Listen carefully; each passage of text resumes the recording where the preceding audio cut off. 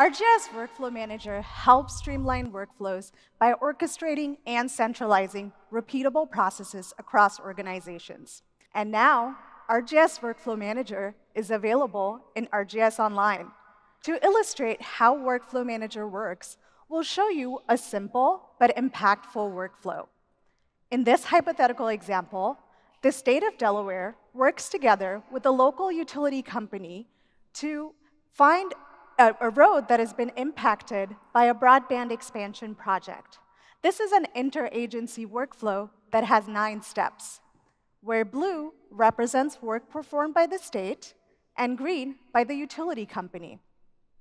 Step 1, the state initiates the work, defines the location of the project by submitting a form. Step 2, this information is automatically sent to the utility company to review the project details and assess any other projects concurrent to that location. And if such projects do exist, this information is sent back to the state for potential bundling.